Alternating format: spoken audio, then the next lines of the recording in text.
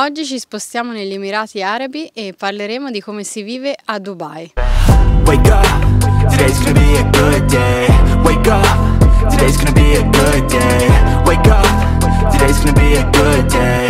Wake up, today's gonna be a good day. Wake up, today's gonna be a good day. Dubai è una delle metropoli più moderne e in rapida crescita del mondo. È una città in continua evoluzione, un luogo affascinante che attrae e incuriosisce molti. Oltre ad essere una meta turistica, è diventata una meta anche molto attrattiva per chi si vuole trasferire all'estero. Molti di voi la conosceranno come, meta per business, infatti tantissimi imprenditori e investitori da tutto il mondo vi si recano proprio per i vantaggi fiscali. Infatti diciamo che sono cambiate alcune cose dove ne parleremo in modo approfondito nell'intervista, però praticamente le tasse sono quasi pari a zero o comunque pochissime. Quindi è una città che offre grandi opportunità di carriera e standard di vita elevati. Di punti positivi ce ne sono altri, come la sicurezza, è una delle città più sicure al mondo, la qualità delle infrastrutture che sono all'avanguardia, perché come vi dicevamo prima è una metropoli super tecnologica. E in questa intervista parleremo con Marianna e Umberto, che ci parleranno della loro vita là, che è da quasi più di 10 anni che ci vivono, quindi non è poco. Loro si sono conosciuti là e ci racconteranno tutta la loro esperienza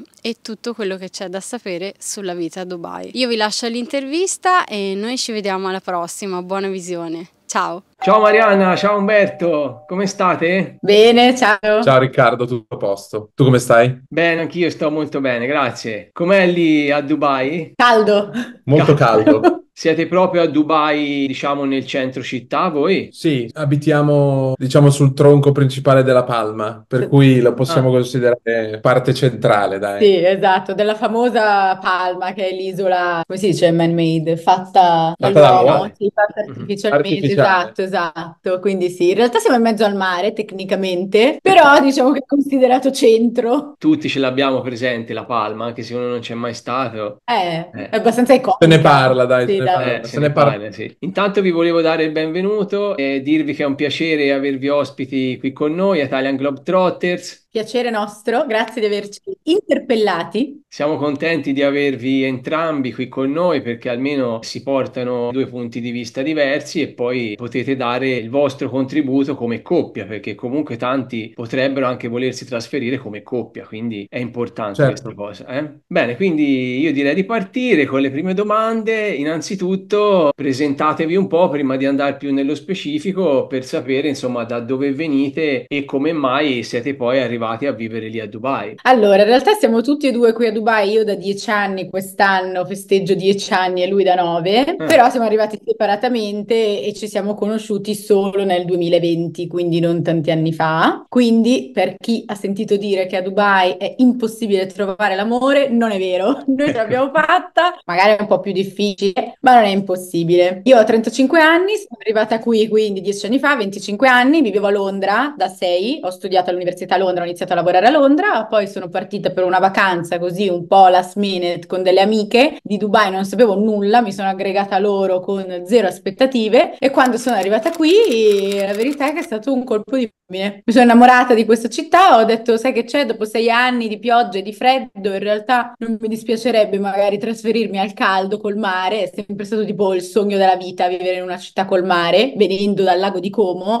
dove il mare lo vedevo ben poco, giusto d'estate, e quindi a un certo punto ho detto sai che c'è, provo. Mi sono licenziata, le cose che si fanno a 25 anni, e sono venuta qua a cercare lavoro. Quindi io sono arrivata così. E in realtà anche da Londra è arrivato Umberto. Sì, io ho 31 anni, sono nato a Ferrara invece, in Emilia-Romagna, poi diciamo che a 21 circa sono andato a Londra. A Londra ci ho fatto circa un annetto per iniziare a imparare l'inglese e per fare un'esperienza via di casa che al tempo ancora non avevo fatto, e da lì insomma poi non sono più tornato indietro. Dopo un annetto a Londra diciamo che mi ero stancato tra virgolette del tempo e anche del fatto che comunque è una città non molto semplice, soprattutto per una persona giovane, e quindi ho detto detto provo a fare un'altra esperienza e vedere come va, e mi sono buttato su Dubai, diciamo, senza conoscerla bene o senza sapere molto, anche se in realtà c'ero già stato in vacanza. E quindi insomma nel novembre del 2015 mi sono trasferito qua con un aggancio insomma di mio zio che conosceva questa persona con cui poi ho iniziato a lavorare. E poi insomma da cosa nasce cosa, sai, una volta che poi si è sul posto tutto è un po' più semplice, ed eccoci qua, dopo 9 anni sono ancora qui e diciamo che ormai abbiamo messo le radici. Quindi voi vi È siete casa. conosciuti lì, per caso, ma vi siete conosciuti lì. Per caso, sì, sì, ci siamo Grande. conosciuti su un campo da beach volley. Avevamo al tempo diverse conoscenze in comune, però non c'era mai stata occasione di vedersi di persona. Poi in realtà ci siamo conosciuti appunto giocando a beach volley, e anche lì, insomma, da cosa nasce cosa. Da compagni di squadra,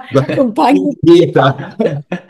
E senti, a che lavoro fate voi oggi lì? Allora, ci avete detto che insomma siete arrivati lì, vi siete conosciuti. Allora, in questo momento io dal 2016, prima ero una dipendente, invece dal 2016 mi sono messa in proprio e ho aperto un'agenzia di marketing, quindi diciamo che questo è il mio full-time job con l'agenzia. E poi ho un canale YouTube, Marianna in Dubai, dove Mhm. racconto la vita qui. Ho un podcast, sempre sul canale, lo trovate eventualmente, si chiama Dubai Talks, dove ospito professionisti e imprenditori italiani a Dubai che raccontano le loro storie, e quindi diciamo che è nata un po' questa community intorno a chi eventualmente vuole trasferirsi a Dubai o chi vuole venire per vacanza e ha bisogno di una mano per organizzare degli itinerari, trovare delle cose da fare, insomma ci sono vari prodotti digitali sul sito, quindi questi sono i miei impegni lavorativi, mentre Umberto... Allora, io lavoro nell'ambito immobiliare, però commerciale, quindi leggermente diverso da quello che poi viene considerato il canone dell'agente immobiliare. Io ho lavorato in Italia come agente immobiliare più sul residenziale, poi a Londra, anche lì sempre sul residenziale, mi occupavo di affittare appartamenti, e poi una volta invece arrivato qua a Dubai ho fatto un annetto e mezzo di transizione dove comunque stavo cercando la mia via, poi ho trovato un'occasione per lavorare come agente immobiliare però nell'ambito commerciale, quindi mi sono occupato dal 2017 fino al 2021 di fare l'intermediatore o comunque l'agente immobiliare però nell'ambito commerciale, quindi mi occupavo di uffici principalmente e spazi retail, quindi negozi, shopping Mhm. center, eccetera, eccetera. Poi c'è stata un'occasione di cambiare lavoro nel 2021 e ho iniziato a lavorare per un proprietario di spazi commerciali, prettamente, insomma, shopping center, e mi occupo di affittare a quelli che vengono chiamati occupiers, quindi inquilini commerciali, quindi sostanzialmente ristoranti, negozi di vestiti, e chi più ne ha più ne metta, all'interno del portafoglio immobiliare che è di proprietà dell'azienda per cui lavoro. E senti, parlando di lavoro, ora si va un po', diciamo, nello specifico per chi volesse venire lì e magari trovare lavoro. Innanzitutto volevo sapere, sia che sia un lavoro da dipendente o che uno voglia venire a aprire un'attività, lì ci vogliono comunque dei visti per vivere e lavorare lì, per restarci anche. Oppure uno può venire lì e dice, sai che è, vado lì, se trovo lavoro resto, se no torno, come magari si potrebbe fare in un paese europeo. Mm. Anche. Allora, sì, diciamo che ad oggi si può pensare di fare così perché da italiani con passaporto italiano si hanno 3 mesi di visto turistico, quindi se poi in Mm. quei 3 mesi effettivamente si riesce a trovare lavoro, ben venga, altrimenti diciamo che teoricamente bisognerebbe uscire per 3 mesi dal paese prima di poter rientrare. Praticamente si potrebbe estendere il visto turistico pagando una cifra, però tendenzialmente diciamo che sì. Poi per rimanere serve un visto di vario tipo. Allora, se stiamo parlando di gente che vuole venire a lavorare, le opzioni sono due: o si fa i dipendenti e quindi però il visto viene sponsorizzato dal datore di lavoro, un po' come mi sembra che sia in America, Mhm. o altrimenti se si è invece dagli imprenditori, ovviamente si avvia un business e quindi diciamo che ci si autosponsorizza, però serve. Ci sono anche Ok. altri tipi di visti, volendo, se qualcuno volesse venire a vivere a Dubai, non per forza lavorando, non tutti solo come noi che dobbiamo lavorare per vivere, Eh. magari c'è altri tipi, no, di situazioni. Vuoi dirlo tu? Quali altri visti ci sono? Beh, c'è un visto relativo all'investimento immobiliare, quindi sostanzialmente con un investimento su un appartamento o anche appunto un ufficio che abbia un valore sopra una certa soglia, si può ottenere come visto minimo di durata 2 anni, poi va a scaglioni, più costa l'investimento immobiliare, più può essere lungo il visto di residenza, insomma, perché poi non è un visto lavorativo, ma è un visto da investitore, investor visa. A livello di numeri e scaglioni non li Sì. so, però Ok. ci sono varie opzioni, non solo necessariamente tramite sponsorizzazione da visto lavorativo. Volendo, c'è anche da dire per le coppie appunto che magari stanno pensando di trasferirsi qui, c'è anche la situazione in cui se magari uno delle due persone nella coppia viene sponsorizzato perché viene assunto da un'azienda, potrebbe sponsorizzare il visto anche per la moglie. sposa o lo sposo. Sì, una buona parte delle aziende fanno questo tipo di sponsorizzazione per quelli che vengono chiamati dependents, no? Per la moglie e o Figli figli. anche, esatto. Ovviamente per mantenere la famiglia intatta bisogna anche sponsorizzare, Sì. soprattutto i minorenni e quelli che non hanno lavoro, ecco. Certo. Quindi allora, se uno vuole aprire un'attività, comunque un minimo dovrà investire, penso, anche perché lì penso che investimenti piccolini Dipende, ci sono, sai, tanti lavori adesso, come posso dire, slegati, no, da un esercizio fisico, tipo i lavori online, eccetera, dove le licenze con visto magari partono dai 6-7 mila euro all'anno, quindi in realtà non è un investimento no. così. Freelancer visa sono... Il freelancer visa secondo me si è sui 5-6 mila euro sempre, sì, c'è anche il visto da freelancer per alcune professioni.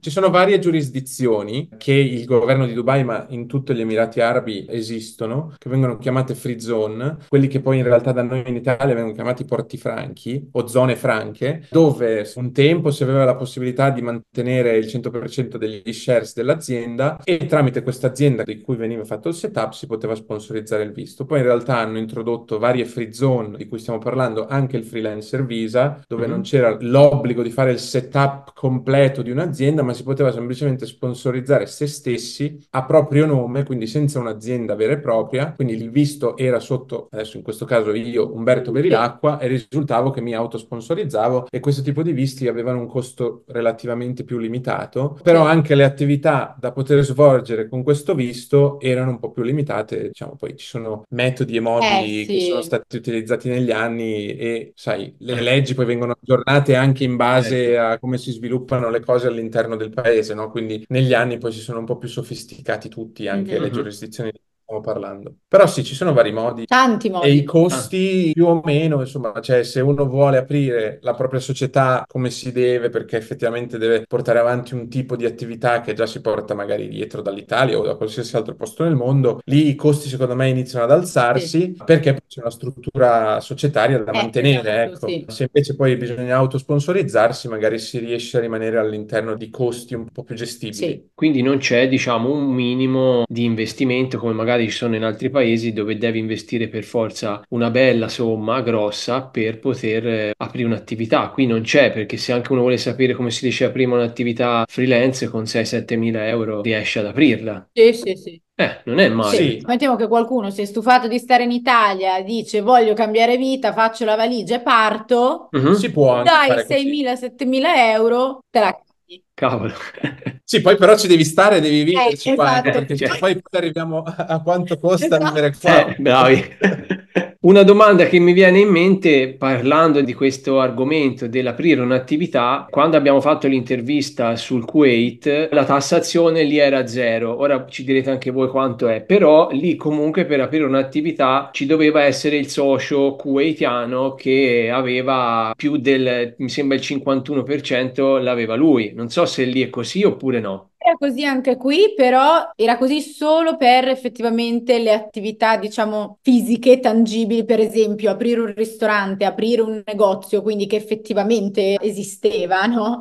Ed era in mainland, quindi Diciamo, Dubai, attività commerciali che vengono sviluppate sul territorio, perché Esatto. le giurisdizioni, diciamo, free zone erano state studiate ai tempi per facilitare quei tipi di business che magari facevano da trade, non so, dall'Europa verso l'Asia o piuttosto che dall'Asia verso l'Europa o verso l'America, e qua si faceva, diciamo, attività di passaggio o di merci o di servizi, insomma. Oppure, appunto, se, come diceva Marianna, c'erano delle attività da portare avanti, un ristorante, vendita di mobili, vendita di qualsiasi tipo, però al consumatore finale sul territorio, fino a qualche anno fa Sì, fino a un era paio d'anni fa serviva era il obbligatorio avere un local partner, Ecco. appunto dal 51% in su. Poi c'erano vari escamotage arbitrage per limitare i poteri dei vari local partners in modo che rimanessero quelli che vengono chiamati in inglese silent partners, dove tramite una fee, un compenso fisso, Senza che avessero voce in capitolo, senza che avessero voce in fondamentalmente. capitolo, si faceva questo tipo di documentazione per limitare il loro potere. Poi in realtà da un paio d'anni a questa parte una buona parte di attività commerciali sono state sdoganate anche sulla mainland e si possono portare avanti anche in mainland senza il local partner. In realtà poi ci sono alcune attività che non si possono aprire senza un local partner, tra cui real estate brokerage, oil and gas e alcune altre che adesso non ti so menzionare, ma che sono sostanzialmente considerate, diciamo, core del paese e a quel Mhm. punto vogliono che tu abbia un local partner. Certo. Questo è buono, perché insomma, anche quel ragazzo che abbiamo intervistato in Kuwait, che lui ha 2 ristoranti, tassazione zero, però il tuo socio è un po' una tassa, perché alla fine lo devi Sì. pagare. Sì, sì, sì, è vero, è vero. Diciamo che, come dicevamo prima, negli anni ci si metteva d'accordo prima di fare il setup e si diceva, non so, ti do, non so, 5, 10, 20, dipende Sì, dal tipo di attività, 1000 euro all'anno, però tu ti prendi quelli e e non dici basta. niente su qualsiasi tipo di aspetto dell'attività commerciale, tu, esatto, silent. Sai. Esatto. Per i locali o per gli emiratini semplicemente funzionavano da prestanome o funzionano ancora da prestanome dove ti aiutano ad aprire queste attività e magari loro, proprio perché non devono avere nulla a che fare con l'attività specifica, loro ne aprono, non so, un centinaio con 100 persone diverse e si prendono senza far niente 5, 10, 15 mila euro all'anno Eh, da questi partner. Se ne hai anche solo 10, 20, Eh, 30, inizia ad essere un bel eh, ritorno economico senza dover fare più di tanto. Fatta la legge, trovato l'inganno, tutto il oh, mondo è paese. Ma era la luce del sole, non era illegale, cioè lo sanno tutti Sì, certo, sì, è un accordo. è un un accordo accordo. commerciale Sì. a tutti gli effetti. E la tassazione lì quanto è, visto che siamo in argomento? La tassazione, tasse sul reddito personale? Ecco. Zero. Quelle sono ancora zero. Fino a qualche anno fa erano 0% anche sulle aziende e non esisteva neanche l'IVA. Tutto era 0% Boia. totale. Poi, ora abbiamo l'IVA al 5%, che comunque insomma poca roba. Le tasse sul reddito personale continuano a essere zero e da giugno dell'anno scorso è stato introdotto il 9% di tasse per le aziende, ma solo sugli utili che superano i 100.000 dollari all'anno. più o meno 100.000 dollari all'anno. Quindi diciamo che tecnicamente per tante aziende, per piccoli imprenditori è ancora zero. Per le Eh, aziende grosse invece c'è un 9%, che mhm. comunque direi che è molto conveniente. Ora tu Cavolo. fai tante interviste con tanta gente che vive in giro per il mondo e ci dirai dove c'è una tassazione così favorevole perché noi non sappiamo, no? Cioè pochi altri posti. E poi ci manca di parlare un attimo della situazione lavorativa da dipendente. Volevo sapere, diciamo, per chi volesse venire lì a fare il dipendente, magari a volte può capitare che trovi un'azienda già dall'Italia che ti offre il lavoro lì e quindi uno va. Però se uno viene lì, il lavoro, cioè è facile comunque, come dicevate voi prima, trovarlo o non è facile trovarlo il lavoro? Beh, allora, lo scenario migliore è ovviamente se uno fa parte di un'azienda Internazionale. internazionale Mhm. dall'estero, che sia l'Italia o che sia qualsiasi altro paese, e riesce a trovare il modo di farsi trasferire, è tutto molto più semplice. Invece, per uno che magari non ha la possibilità di accedere a questo tipo di facilitazione, l'importante è sapere l'inglese prima di tutto e se uno è preparato ed ha un background accademico lavorativo importante, sicuramente si può prendere anche il rischio di venire qua per 3 mesi e cercare anche di trovare lavoro qui ed è secondo me fattibile. Non suggerirei a una persona così di prendersi su di punto in bianco, venire qua senza fare gli adeguati compiti a casa per capire come funzionano le cose, Nel proprio se c'è settore, richiesta nel esatto. proprio settore, che tipo di preparazione serve, eccetera, eccetera. Però dal mio punto di vista, se c'è una preparazione lavorativa adeguata, qua si può trovare lavoro. Sicuramente ad oggi è più difficile che 10 anni fa, perché ormai c'è Sì, tantissima gente che viene qui e quindi ovviamente c'è anche tanta c'è competizione. molta competizione. Sicuramente è più facile quando si ha anche qualche anno di esperienza, non è una città perfetta per Per i i neolaureati, neolaureati, sono d'accordo. sì, Mm. qui un po' di esperienza in più conta. E poi secondo me ci vuole anche un di spirito di adattamento, nel senso che io lo dico spesso nei miei video, il discorso è: se una persona vuole venire a Dubai perché ha voglia di venire a Dubai, cioè sa che vuole vivere a Dubai, magari all'inizio bisogna anche accettare un'offerta che non è il lavoro della vita, il pacchetto della vita, venire qui, farsi un attimo il mazzo, iniziare a capire come funziona il mercato, no, del lavoro a Dubai, e poi una volta che si è inseriti comunque si fa molto presto a cambiare lavoro. Umberto, che sei un dipendente, lo puoi confermare, dipende sempre dai lavori ovviamente, però qualsiasi lavoro, diciamo, per cui si può applicare su LinkedIn, per esempio, si viene anche approcciati, quando si ha un buon profilo, da tanti recruiters che magari sanno, no, di aziende che cercano. Quindi una volta che si è qui, poi è anche facile trovare offerte migliori e, se si lavora bene, scalare, perché è una città molto meritocratica. Secondo me, per chi ha quel mindset, ci può stare, darsi un tempo, magari venire con un'offerta che appunto all'inizio devi stare un po', non è che vieni a fare la bella vita, i nightclub, le serate, le penthouse, cioè, perché ormai sui social si vede quello di Dubai e la gente pensa che sia solo quello. Non è assolutamente solo quello. No, anzi, Anzi, c'è tanta gente normale come noi c'è che tanto lavora. altro. Purtroppo, secondo me, i social, negli ultimi anni soprattutto, hanno un po', non dico rovinato le aspettative, ma sì, Secondo me un po' l'hanno condizionata, facciamo hanno così, dai, condizionato la la visione visione di di questa città. questa Sì, sì, sì. città. Sembra il parco giochi dei ricchi, non è così. Eh. Di sicuro lo può Lo essere, vedi? ma non è solo quello, cioè c'è tutta una città normalissima. Certo, magari appunto nel weekend anche chi magari ci segue dice: ah, questi ogni weekend vanno nei resort a 5 stelle. Poi io faccio i video dove faccio vedere quanto costa andare nei resort a 5 stelle, costa meno che andare in Puglia a Ferragosto al mare a prendersi l'ombrellone a 60 euro, capito, per una sdraio. È incredibile. Se si sa come muoversi, questa città non è cara come sembra. Se invece ci si può far spennare, ci si Beh, va a diciamo spennare che in fretta. bisogna essere sinceri, è una città che ti offre tante opportunità per spendere di più Certo, e sì, sempre di sì. più, per cui bisogna anche avere un attimo Sì, di sì. occhio su queste cose. Ma un E tu? dipendente guadagna di più di qua? In linea generale Sì, mi sì. sento di dire di sì. Lo stipendio medio di una persona laureata qui a Dubai è a partire dai 4.000 euro circa. Sì. Vabbè, insomma,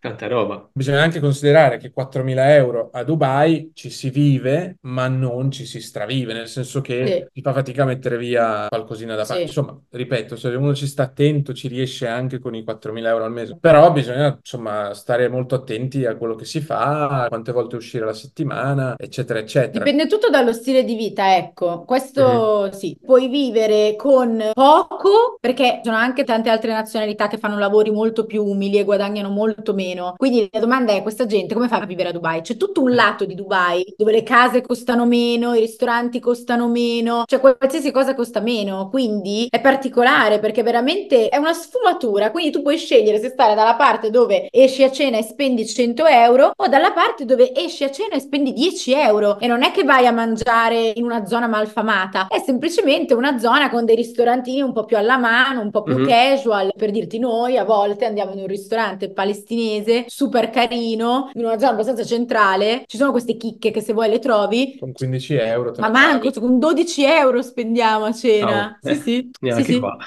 Esatto, poi però ovviamente se non stai attento, vai da un'altra parte, ne spendi 100 tranquillamente, però puoi scegliere. E quindi a questo punto parliamo del costo della vita, nel senso già ci stavate dicendo qualcosa, volevamo sapere un po' perché poi chiaramente conta il guadagno, ma poi va rapportato a quant'è il costo della vita, no? In quel paese. Lì com'è? Cioè per affitto, casa, spesa, bollette, queste cose qua. Allora, come dicevamo prima, diciamo che ci sono varie opzioni, cioè ci si può gestire. Adesso i prezzi degli affitti sono alti, comunque negli ultimi 2 anni sono esplosi comunque, cause varie, guerre, un sacco di gente che è venuta qui e quindi ovviamente c'è tanta domanda e il mercato così funziona. Diciamo che comunque dipende dai gusti. Se uno vuole vivere nella zona figa, centrale, nel grattacielo, avere un one bedroom in una torre comunque diciamo abbastanza nuova con le facilities, perché comunque va detto anche quello che qui tutti i palazzi includono palestra, piscina, a volte il campo da tennis,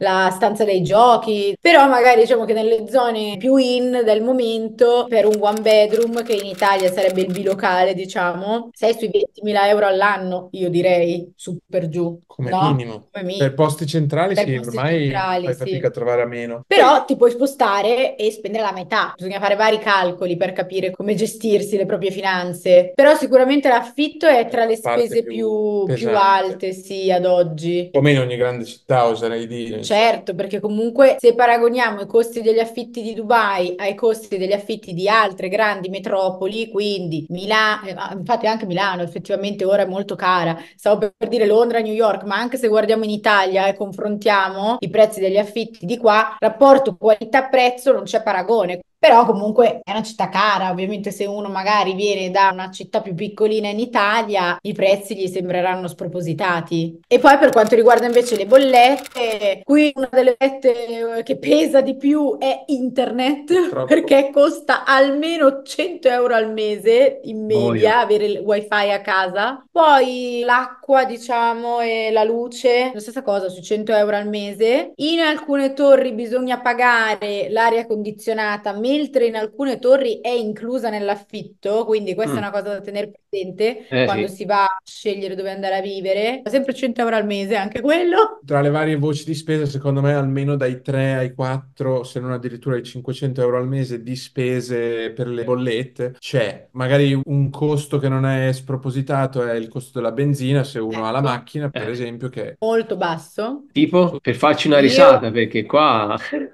pieno della mia macchina sono 25-30 euro, il pieno della tua, che è più expensive, 40. Si sa che costa poco, quindi non è che vai a vedere quanto costa, Eh, dove andare a far benzina. Cioè, adesso costa circa 0,75 euro al litro. tanta Quindi roba. cos'è la E metà? vabbè, se un costa poco lì... quindi quella comunque è una cosa positiva perché altro consiglio che io darei, cioè a Dubai la macchina serve perché i trasporti pubblici non sono così capillari come nelle altre metropoli di cui parlavamo prima. Per Mhm. esempio Milano, Londra, New York, Madrid, cioè imparagonabile. Qua per la zona della città nuova sostanzialmente è tutta overground, quindi è tutta Sì, elevata sì, è e sopraelevata la non è metro. sottoterra e quindi diventa ormai un po' più complicato anche farla diventare così capillare come Cioè, magari nelle città dove è underground. Tutti gli appartamenti, tutti hanno un parcheggio. Almeno uno, sì. Sì, sì, per l'appartamento, quindi coperto sotto i palazzi, ovunque vai c'è parcheggio, al contrario per eh, esempio di Londra dove è impensabile, no? Magari avere un'auto perché mhm. dove la Soprattutto per parcheggi. andare nelle zone centrali. Esatto, Eh. invece qui è assolutamente normale e comodo. E la macchina che Ovviamente c'è anche costo ha? Cioè, nel senso, ha il bollo anche lì, assicurazioni sono costose o no? Sì, beh, c'è l'assicurazione, c'è la registrazione della macchina annuale, no? Sì, Che che poi però è se uguale per qualsiasi macchina, cioè sia che tu guidi un Lamborghini, sia che guidi la Panda che non c'è qua la Panda, però la Nissan Sunny, diciamo, è l'equivalente della Panda, paghi uguale ed è non tipo l'assicurazione, però la non la, registrazione della macchina, la sì. registrazione della macchina ogni anno, cos'è, tipo 80 euro, Sarebbe tipo pensa. un Sì, sì. piccolo bollo. È un Un piccolo mini bollo, però bonus. standard per tutti. Praticamente Ok. fai un test perché loro si assicurino che la macchina sia Sì. funzionante come si deve per andare sulla strada e se passi quel test, a posto. Boia, buono. E la spesa invece per comprare da mangiare?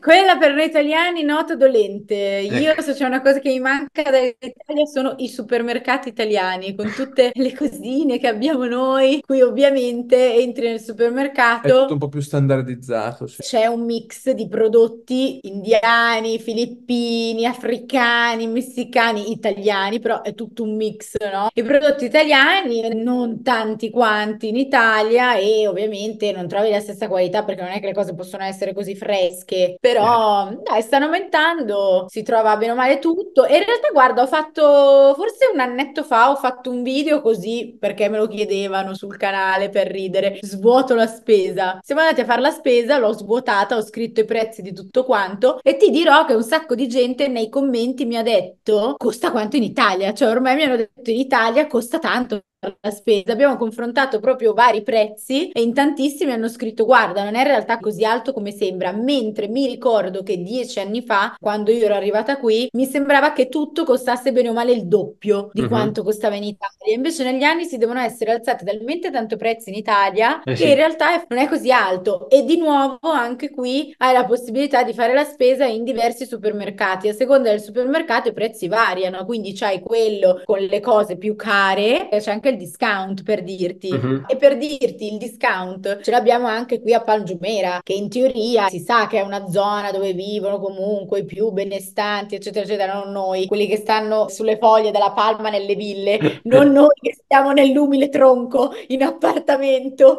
chiariamolo. Perché comunque prodotti tipo frutta, verdura fresca, lì penso che non coltivano nulla, è tutto importato, no? Sì, Sì, sì. tutto molto import, sì. Purtroppo è anche difficile trovare frutta e verdura Buona. di qualità, cioè nel senso a vedersi sembra Sì, fighissima, sì, sì. buonissima, poi quando la mangi in Non realtà sa di niente. sa di poco. Uno bisogna un attimo che si ingegni per trovare i prodotti di qualità e a quel punto poi il prezzo inizia ad Eh aumentare sì. anche da quel punto di vista lì. Non si trova niente o quasi niente a chilometro zero. Mm. Credo che ci stiano provando con le vertical farms dentro le warehouse, però anche lì è un processo lungo. Però comunque c'è abbastanza scelta di cibo, anche se è tutto cibo E importato, magari, sì. se uno non sta necessariamente attento alla spesa di tutti i giorni, a quel punto si può trovare qualsiasi tipo di prodotto anche di ottima qualità. Sono appunto distributori di prodotti italiani che non necessariamente si trovano dentro ai supermercati, che ti possono vendere i prodotti proprio Mm. italiani, dal prosciutto, agli insaccati di ogni tipo, Formaggi, sì, sì, formaggi, sì. mozzarelle, insomma, olio. Olio, sì, sì, Sì, di sì, sì, tutto. sì, di tutto. Però, Almeno ci sono,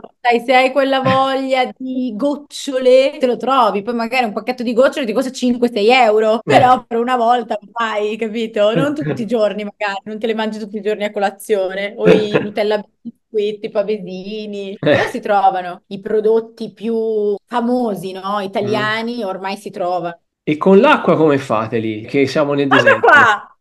Guarda cosa No, beviamo! La Sant'Anna! E sai no, dove la compriamo? è una Al storia. discount! Non ci credo. Abbiamo scoperto che c'era la Sant'Anna al discount, Cavolo. incredibile, noi felicissimi. Una cassa di Sant'Anna ci costa circa 3 euro. Ecco, Mm. non è male, eh? Per darti un metro di paragone, l'acqua imbottigliata qui a Dubai, che quindi non è acqua di sorgente, costa più o meno questa cifra, intorno ai 3 euro, poco meno, a cassa. Quindi quando noi abbiamo trovato la Sant'Anna al discount a 3 euro a cassa, non ce lo spieghiamo, ma siamo felicissimi perché Eh. è buonissima in confronto alle altre acque che bevevamo. Sai cosa si usa tanto qui a Dubai? Avere questi dispenser dentro casa con tipo il gallone, che sono 5 litri circa, Sì. tipo un bottiglione gigante, poi tu riempi il bicchiere. In tanti usano questa soluzione. Quindi tutta l'acqua che serve, diciamo, alla città e al paese è tutta acqua che viene presa dal mare, Direi di sì, Quella sicuramente, una sì, buona sì, parte sì, ma tutta, sicuro. anche dal rubinetto. Certo, sì, sì, sì. che non è potabile però. Potabile, potabile. Ah, è Sì, però non potabile? è, io non... È potabile, però nessuno la beve. Però Mhm. è potabile.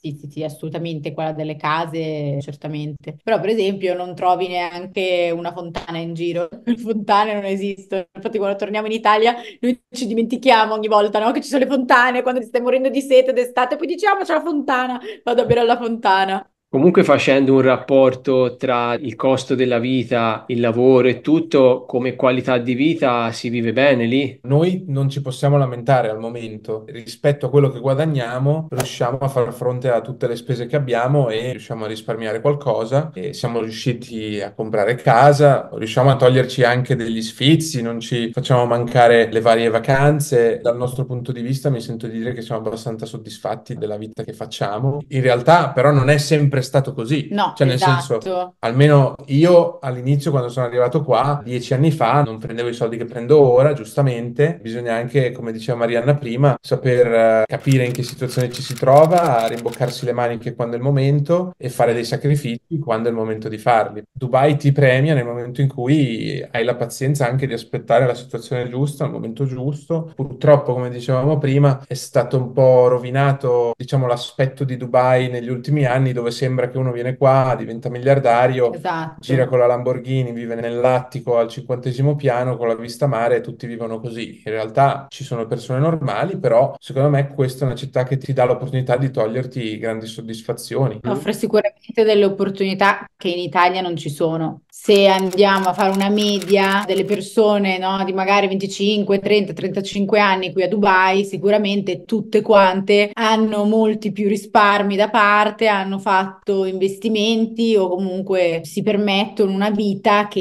in Italia oggettivamente purtroppo te la sogni, perché in Italia gli stipendi sono troppo bassi, è inutile Sì. girarsi attorno, sono troppo bassi. Ci chiediamo a volte, ma chissà la gente della nostra età, sarei curiosa di sapere in Italia, le persone di 30 anni, le persone di 35 anni, quanti soldi sono riusciti a risparmiare con i costi che ci sono? Pochi, credo. Pochi, E pochi. invece qui, bene o male, tutte le persone della nostra età magari hanno già investito in acquistare case e non case che costano poco comunque, perché qui gli appartamenti, bene o male, stiamo parlando almeno di circa 300.000 euro minimo. Cioè più o meno questi investimenti è normale farli, mentre in Italia non so quanta gente, no, magari di quest'età con lavori simili ai nostri può permettersi questo tipo di investimenti. Però sì, ha ragione Umberto, non è stato sempre così, cioè anche per me quando io ho lasciato il mio posto fisso a Dubai, che tutti mi dicevano sei pazza, no? Lasci il posto fisso, cosa fai? Tempo indeterminato. E poi anche lì E in realtà, cioè, tempo bisogna indeterminato anche per sdoganare. finta, Il tempo esatto. indeterminato qua non esiste, nel senso che Esatto. il contratto a tempo indeterminato significa che non devi rinnovarlo, però diciamo che il lavoro o il sistema lavoro qui è molto più fluido e meno regolamentato rispetto almeno all'Italia. Anche molto più precario, nel senso che da un giorno all'altro, bene o male, se vogliono ti lasciano a casa. Sì, non ci sono i sindacati, quindi da Va quel punto di detto. vista lì diciamo che sei sempre un po' più a rischio e meno tutelato. Ovviamente è anche vero che se tu sai fare il tuo lavoro e lo fai fatto bene, è difficile che vengano da te e ti dicano vai via perché non ci stai più simpatico. Diciamo che essendo meno regolamentato è più semplice licenziare, ma è anche molto più semplice trovarlo il lavoro. Sì, sì. Una cosa importante che non abbiamo detto riguardo il lavoro è che qui non c'è la pensione. Ok. Quindi torna il discorso che dicevamo prima, che veramente è di fondamentale importanza, bisogna avere disciplina finanziaria, bisogna sapersi gestire, autogestire. Quindi questa è una grande differenza. C'è chi preferisce vivere in un paese democratico come l'Italia, dove appunto lavori, paghi i tuoi contributi, alla fine avrai una pensione, e chi invece magari ha un mindset che è più allineato con un posto come questo, dove tu dici, guarda, io preferisco che tu mi dai tutto quello che mi devi dare e poi me la vedo io quando arriverà il momento della pensione. Ecco, Hai fatto bene a importante. dirlo. Sì. Sì, molto importante. Questa è una delle tante differenze che ci sono tra qui e l'Italia. E un'altra grande differenza di cui spesso si parla e spesso viene chiesto, direi che oltre alla pensione, l'altra grande differenza è la sanità. La sanità qui è privata, anche questo non l'abbiamo detto. Ecco. Se si è dipendenti non c'è problema, il datore di lavoro ha l'obbligo di fare un'assicurazione sanitaria ai propri dipendenti, se invece si è degli imprenditori, come per il visto, bisogna diciamo autogestirsi e quindi farsi un'assicurazione sanitaria, però è privata. Che anche Quindi quella, pubblica insomma, non esiste lì. No. Quindi non tutti per- hanno un'assicurazione sanitaria lì. Sì, non per gli obbligo. expat, credo che esista la sanità pubblica per Per chi i ha il local? passaporto Sì, sì, emiratino, certo. mentre per noi che non abbiamo il passaporto e probabilmente non ci verrà mai dato, No, non ci verrà mai dato, non è probabilmente. Ad ad oggi non non ci ci verrà viene dato. dato, però magari Neanche un dopo giorno. 10 anni e più? No,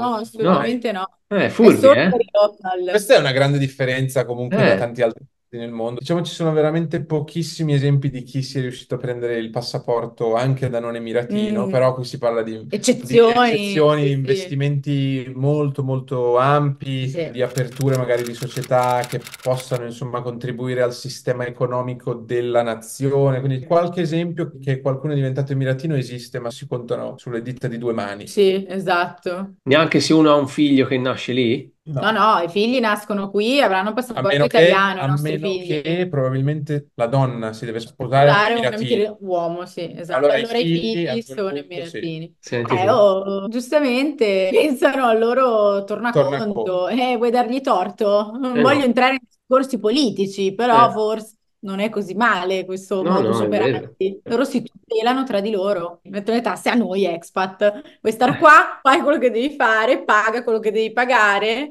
Sì, Comunque sì. parlando della sanità è di qualità. La sanità dobbiamo dire che sta diventando di qualità perché Mm. magari anni fa era difficile trovare anche per dirti il dottore italiano, no? Per esempio, cioè si sa che in Italia abbiamo bravissimi medici e invece avrai sentito parlare anche tu di quanti medici italiani negli ultimi anni si stiano trasferendo qui Eh. perché anche loro, come in tanti altri, qui vengono pagati dei loro sforzi perché anche i medici che sono importantissimi, forse no, tra le persone più importanti della nostra società, anche loro in Italia vengono sottopagati e Eh. sfruttati, mentre qui invece fanno delle belle carriere. Quindi per dirti, io ti dico rispetto a 10 anni fa, secondo me, allora i livelli degli ospedali sono altissimi, cioè sono ospedali veramente alla super avanguardia. Magari mancava il personale 10 anni fa, 20 anni fa, e però ora stanno iniziando ad arrivare. Però bisogna fare una precisazione, nel senso, tu hai accesso a una sanità di qualità nel momento in cui l'assicurazione che ti viene data se sei dipendente o che ti fai se sei proprietario di un'azienda, nel momento in cui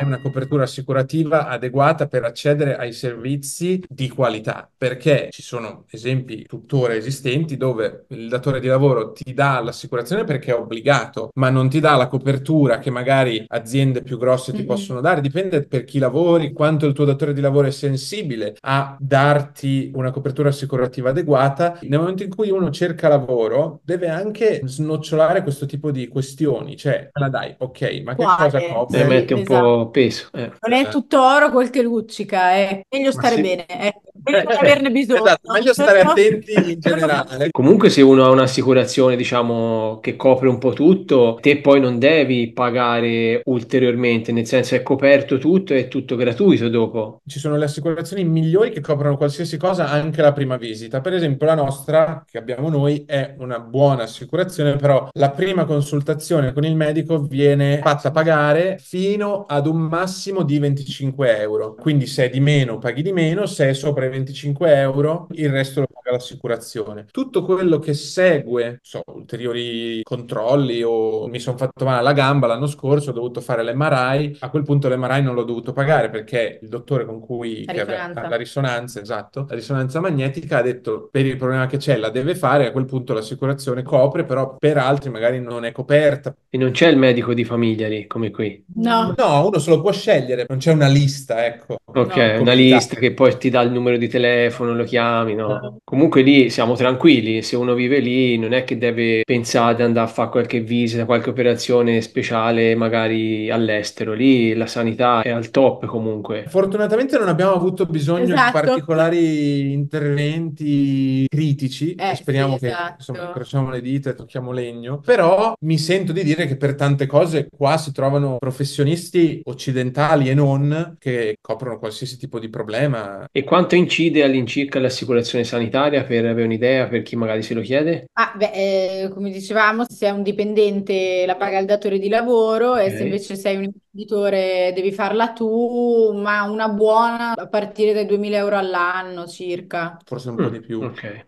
Forse adesso si sono un po' alzate, però più o meno la cifra è Noi quella. diciamo abbiamo la fortuna che la mia azienda, noi essendo sposati, ce la paga Entrambi. entrambi. Però sì, secondo me dai 2.500 ai 3.000 all'anno per un'assicurazione buona, se sei da solo, bisogna spenderli. Comunque, ricapitolando, mi sembra di capire, insomma, da quello che mi hai detto fino ad ora, che a differenza dell'Italia, lì si può guadagnare come minimo il doppio, se non di più, in linea generale, poi chiaramente dipende dal lavoro. Il costo della vita può essere molto alto, ma come può essere molto alto magari a Milano, però volendo uno, se conosce i posticini o le zone, può spendere comunque un pochino meno, poi non devi pagare i contributi per la pensione, come tante volte noi ci si chiede, perché non si saprà se ci daranno la pensione, ma perché non ce li danno a noi quei soldi che poi se li terranno loro.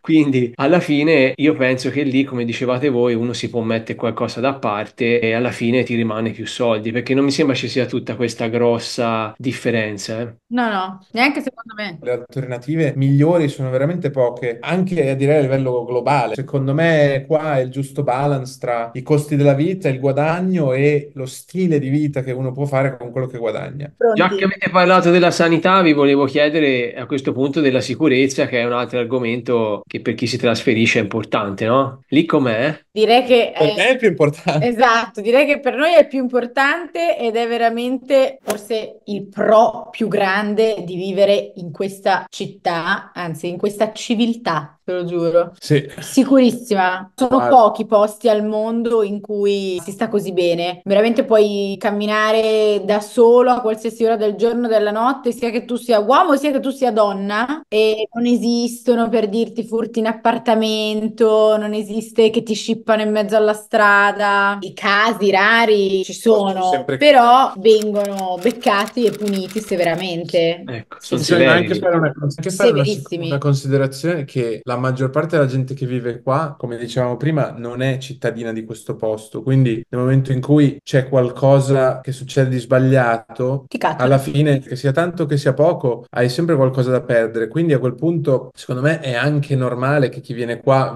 con la coscienza che nel momento in cui sbagli poi eventualmente paghi. Per cui il rate dei crime è Sì. molto molto basso. Magari succede qualche piccolezza, ma Ma cose raramente, gravi sì. che noi vediamo bene o male tutti i giorni, soprattutto in Europa o negli Stati Uniti, insomma, per non parlare di altri posti, magari in Latina America, eccetera, che è ancora peggio. Ma nelle zone, diciamo, che noi consideriamo civilizzate, come può essere appunto l'Europa, Non c'è paragone. non succede niente di particolarmente grave. Sì, sì, sì, ed è Per cui, bellissimo, è veramente una sensazione che non si può spiegare finché non si viene qui e non la si vive sulla propria pelle, cioè eh, veramente. Qui tantissima gente sentirei dire che lascia le porte di casa aperte tranquillamente, le macchine parcheggiate con le chiavi dentro, cioè vai al ristorante, magari stai lavorando, lasci computer, cellulare, soldi, vai in bagno, torni mezz'ora dopo, cioè nessuno tocca niente, no, Eh, è pazzesco, ci sono stati tantissimi casi di gente che si è dimenticata valigie con dentro milioni di dirham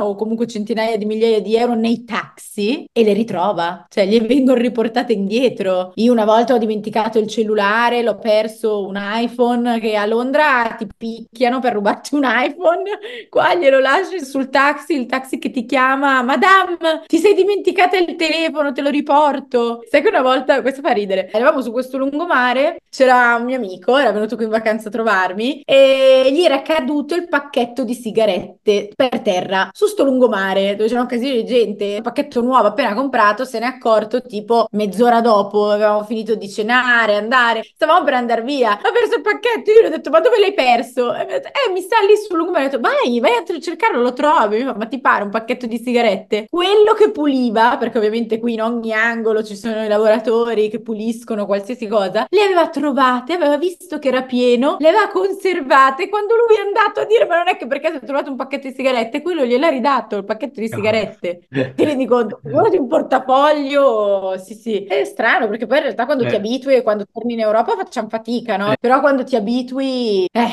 sta bene, non c'è niente da eh, fare. È una cosa molto, molto, molto importante. Noi abbiamo il cane che l'ha visto magari, che ogni tanto ha fatto eh, capolino. Cioè, a volte torniamo magari la sera, lo porto fuori a luna di notte, da sola. Ma non è che non succede niente, neanche nessuno si azzarda a importunarti. Cioè, capito? Non è che devi arrivare non ti stuprano. No, non ti importunano neanche. Cioè, nessuno si permette. È bellissimo. Se ti succede qualcosa, tipo ti si ferma la macchina in mezzo alla strada, cioè subito si fermano almeno 5 altre macchine per aiutarti. Tutti si è vero. aiutano. È Eh, bellissimo, guarda. A me piace e anche poi in una prospettiva di avere dei figli, una famiglia e crescere dei bambini qui, eh, secondo noi è una cosa positiva mhm. perché sono quelli che ti fanno dei discorsi, secondo me, senza senso, della serie, ah, ma no, perché io e i miei figli li faccio crescere in Italia, perché così imparano la vita vera. Ho detto, cioè, secondo me non è normale che si debba pensare che la normalità sia dover vivere dei No. traumi, magari come essere scippati, essere picchiati, essere inseguiti, se si è delle ragazzine. Cioè, secondo me sono cose fuori di testa. Io impazzisco quando si tratta di questi argomenti. Quindi ora mi fermo perché sennò vado avanti mezz'ora. Però, secondo me, è bello così e meno male che ci sono posti del genere. Se qualcuno lo vede come un pro, questo sicuramente nel mio caso è al primo posto. Effettivamente, è inutile negarlo che qua è una vita diversa da quella europea. Non ci vedo nulla di male nel pensare di poter eventualmente crescere i figli fino a una certa No. età. Qui, se uno se lo può permettere, perché poi bisogna anche arrivare a quel Costa punto, tanto, sì. dove se va a giocare a calcio, se va a giocare a tennis e me lo riporta a casa Uber, non mi devo preoccupare perché so che non succede niente, mentre magari in Italia uno ha sempre il patema di cosa sta succedendo a mio figlio perché non Sì. sono con lui per un motivo o per un altro. Si vive un po' più a cuor leggero. Poi c'è il discorso costo di avere figli e fare famiglia qua, lì cambia, nel senso che ancora noi figli non ne abbiamo, Però sappiamo che il però costo più grande da sostenere sono le scuole, Ecco. perché le scuole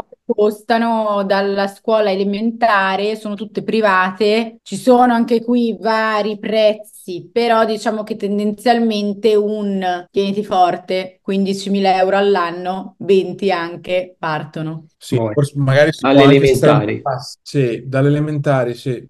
Costano tanto. Diciamo che anche secondo me da quel punto di vista stanno nascendo situazioni, no? Un po' più affordable, come si Vabbè, dice, ovviamente abbordabili. più competizione c'è, più si abbassano i costi, questa è la verità. Però sono ancora molto alti. Ci sono dei casi ormai rari, va detto, in cui le aziende coprono un budget per coprire l'istruzione dei figli, però ad oggi sono poche. Io ho letto qualche anno fa uno studio che diceva che addirittura forse sono rimaste solo il 5% delle aziende che danno questo benefit, quindi è veramente raro. Se non lo pagano e si hanno dei figli, è un bel costo, un costo che si fa sicuramente sentire, il costo più alto che c'è Per una famiglia, per sì. una famiglia. Sì, sì, sì. Però insomma si è capito che è consigliabile per una famiglia vivere lì anche con figli, insomma. Voi lo consigliereste? Bisogna farsi bene i conti, però Sì. posto che si può affrontare questa spesa, sicuramente, perché, ripeto, secondo me, ognuno deve mettere i suoi pro e contro sul piatto della bilancia e vedere da che parte pende. Per me, il fatto di potergli dare comunque un'istruzione internazionale, qua ovviamente non c'è la scuola italiana, quindi si fa o il curriculum americano o quello british. Sono diversi, sono meglio, sono peggio? Secondo me vanno bene, se calcoli che in confronto imparano a parlare l'inglese, madrelingua, imparano altre lingue, crescono, cioè in una multiculturalità che è incredibile, cioè per i bambini che crescono qui non esiste il razzismo, è una parola che non sanno cosa sia, capito? È normale avere i compagni di qualsiasi nazionalità, conoscono culture diverse, perché qui è un mix di culture, di tradizioni che sicuramente, secondo me, danno tanto ai bambini, sicuramente non tolgono, ma è qualcosa in più che loro hanno. Noi spesso ci pensiamo, no? E diciamo, cavolo, ma ci pensi come sarà diverso per il nostro figlio crescere a Dubai? Cioè, Cavolo. avrà un'infanzia completamente diversa dalla nostra, però alla fine è negativa questa cosa. No, sicuramente lo porteremo in Italia, faremo di tutto per fargli conoscere comunque la cultura italiana, che non si fa fatica perché la comunità italiana anche a Dubai ormai è abbastanza grande, quindi ce la fai, però poi i valori aggiunti che avrà il suo poter crescere in un posto così internazionale e dove comunque ci sono scuole che, cioè sono scuole pazzesche, hanno delle strutture megagalattiche, possono fare corsi di qualsiasi tipo, sport a qualsiasi livello. Secondo me sono tutte cose in più. Che poi io dico vivere a Dubai, ma potrei dire anche vivere negli Emirati Arabi o Dubai è tutta un'altra cosa da vivere negli Emirati Arabi? Beh, diciamo che gli Emirati Arabi sono un concetto un po' astratto, nel senso,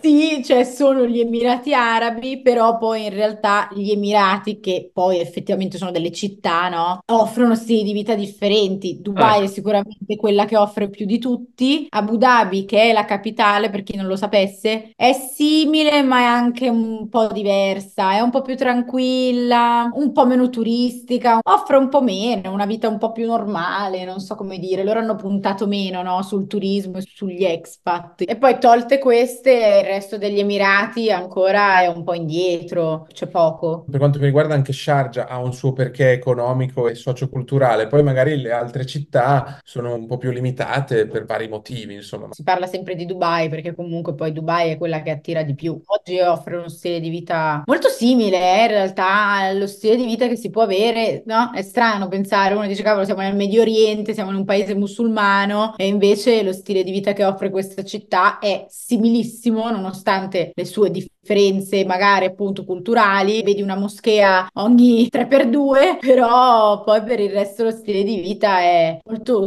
occidentalizzato. Quindi in realtà non si fa fatica, non è che bisogna adattarsi più di tanto, sono loro che si sono adattati a noi. Questi sono comunque degli ottimi pro, eh. Prenderei appunto questo argomento per dire anche gli altri pro e anche i contro che ci sono, così si riassumono un po' tutti insieme, no? Allora, altri pro. Vai, allora, facciamo una lista, così è più facile. Number one, sicurezza. Un altro pro, sicuramente il clima, il fatto che Per 8 mesi all'anno. per 8-9 mesi all'anno si sta da Dio, in inverno le temperature non scendono sotto i 18 gradi la notte quando fa freddo, puoi bene o male andare sempre al mare e ovviamente il contro si sa è che l'estate le temperature sono molto alte, non così alte come si pensa perché ultimamente fa anche molto caldo in Italia e bisogna dire che comunque Dubai e in generale gli Emirati sono comunque un paese che è preparato a Alla gestione del combattere, caldo. c'è aria condizionata ovunque, ovviamente dentro le case, ma poi nel corridoio, nell'ascensore, alla fermata dell'autobus, in tutti i centri commerciali, ovunque. Quindi, capito, tu limiti Mhm. il tempo all'aperto e ce la fai tranquillamente a sopravvivere. Secondo me soffri molto meno che in Italia. Noi quando torniamo l'estate in Italia facciamo un po' più fatica perché molto spesso anche nei ristoranti, anche nelle case, comunque Non c'è il sempre l'aria clima condizionata.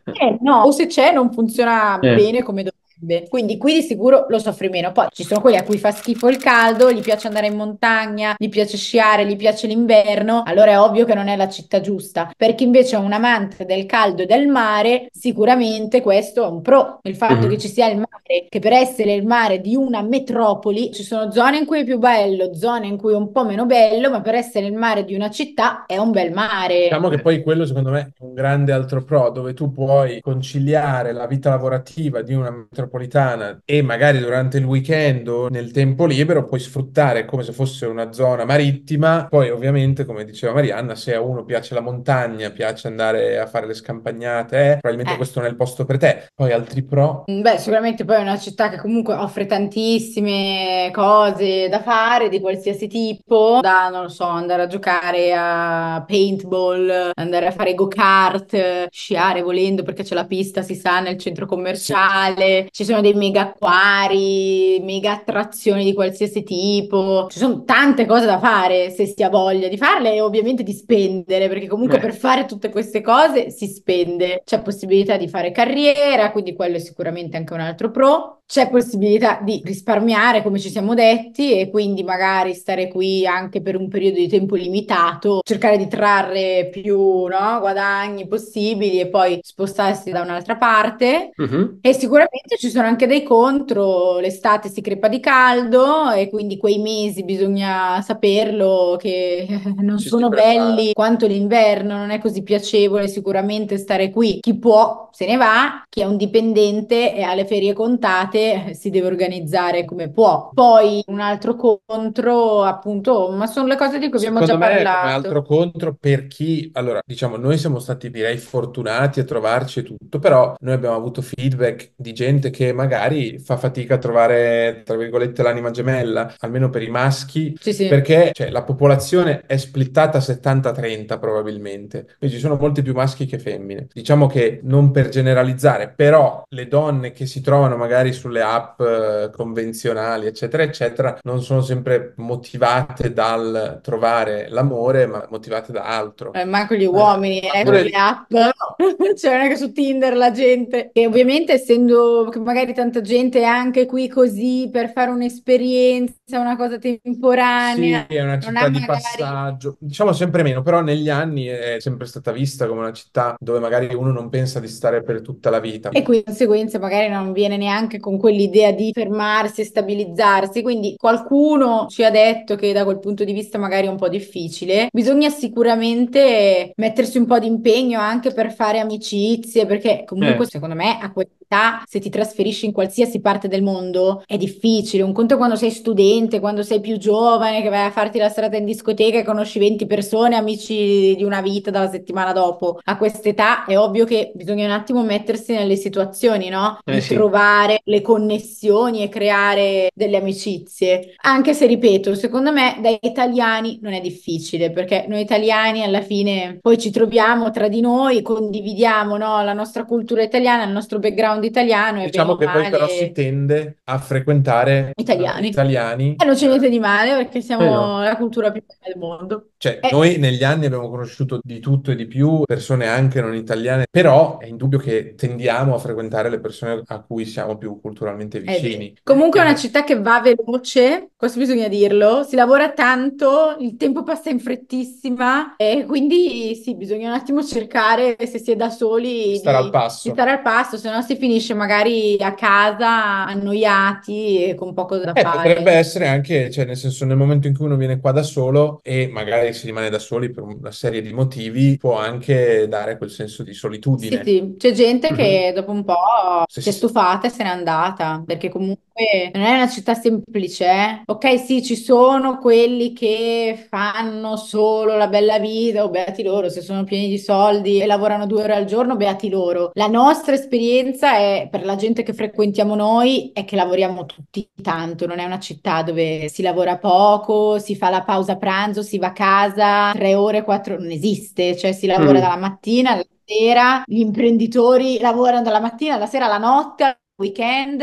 Tutti, secondo me, quelli che vengono qui, in maggior casi, hanno una stessa visione, che è la visione di farcela nella propria carriera, nel proprio business. La gente è molto focus, capito? E Da quindi è quel punto di Mhm. motivante da quel vista. punto di vista lì. Diciamo che è una città che ti spinge a fare sempre un po' di più, ecco. Quando parlavate del discorso di conoscere persone, uomo-donna, il rapporto uomo-donna in un paese così che è musulmano, no? Quindi anche sul lavoro, nella società, cioè c'è parità di sesso, diciamo, in questa cosa qui, oppure per una donna, ora in questo caso mi riferisco a te, Mariana, è più difficile far carriera o essere trattata uguale agli uomini? No, no, c'è molta più parità qui e molto più rispetto verso le donne che in Europa. Nel mondo musulmano le donne sono trattate, cioè sono portate di qua, così, capito? Sul palmo della mano, assolutamente. Le donne vengono ultra rispettate, ma proprio per dirti, si è sentito un sacco di volte dire: ah, sulla metro ci sono i vagoni delle donne dove le donne sono obbligate ad andare perché le donne non possono.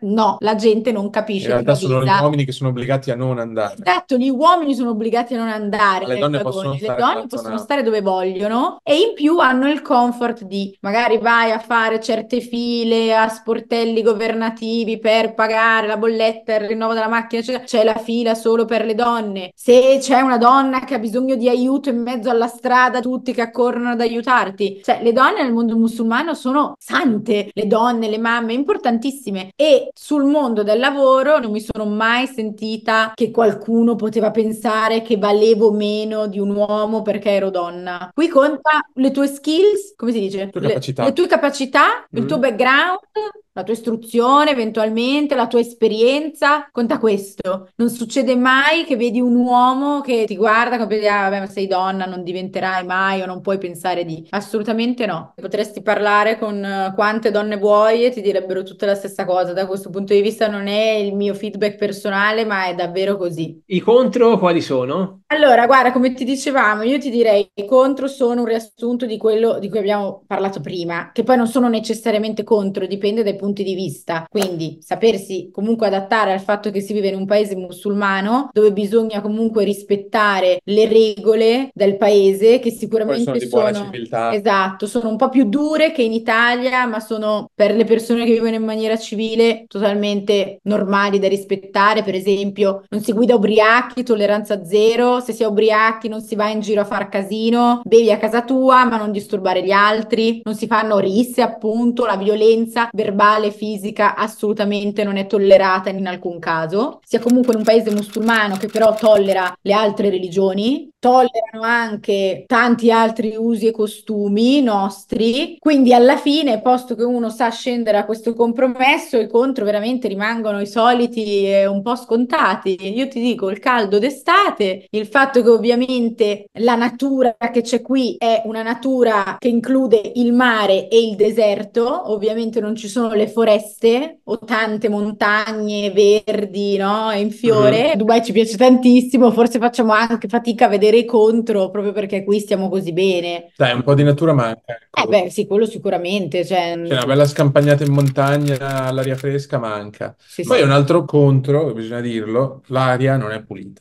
Ah, sì, sì, Eh, è vero, l'aria non ecco, è pulita. anche per colpa del fatto che ovviamente siamo in mezzo alla sabbia, Polveri. microparticelle, Mhm. polveri, inquinamento, tutto poi contribuisce a avere una qualità dell'aria che non è particolarmente pulita. Poi si fa di tutto per avere i filtri puliti in casa, i filtri della macchina funzionanti, eccetera, eccetera. Però, diciamo, quello è uno dei contro, Mm. insomma, che Eh bisogna sì. essere consapevoli, ecco. Certo, vabbè, come ogni paese ovviamente non è perfetto, ha i suoi pro e i suoi contro, però uno deve vedere poi le cose che alla fine ti permettono di avere una qualità di vita Interessano ottima. a lui, esatto, Eh, dipende dalle persone, tutto sì. soggettivo. Ok, bene, abbiamo parlato di tanti argomenti, a quanto ho capito voi Tantissimo. siete felici lì, quindi penso che per ora neanche vi tornerà in mente di tornare in Italia, e non vi fa neanche la domanda.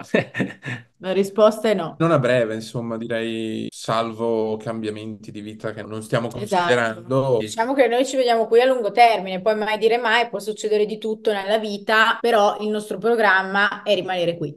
Se le condizioni economiche o sociali, insomma, cambiassero in maniera radicale, allora poi uno fa i propri conti e decide se eventualmente vale la pena andare altrove. Il trend non mi sembra più il contrario, che Esatto, sembra più continuerà ad arrivare più positivo. gente qui piuttosto che Sì. il contrario, però, insomma. Se poi volete saperne di più su Dubai, insomma, e sugli Emirati Arabi, ma soprattutto su Dubai, come Marianna ci ha detto prima, lei ha un canale YouTube dove appunto parla tanto di Dubai, intervista appunto italiani che vivono lì, che lavorano lì, quindi potete farvi un'idea di com'è Dubai e di perché loro sono andati a vivere lì, tutta la loro storia, insomma, ha un canale YouTube, insomma, molto conosciuto e dove è spiegata bene questa cosa. Se state organizzando una vacanza a Dubai, posso fare un itinerario personalizzato, ci sono delle guide, delle mappe sul mio sito. Se serve un consiglio in più e si vuole capire un po' come funziona la vita qui, diciamo per un primo approccio e dei consigli da amica, diciamo così, sono sempre felice di parlarne. Si può prenotare un'oretta di chiacchierata sul mio sito per Ok. capire un po' più le cose che interessano nello specifico. E poi Mhm. ovviamente collaboro con professionisti che si occupano dei trasferimenti, del business setup, quindi sono felice di mettere in contatto con persone fidate che possono aiutare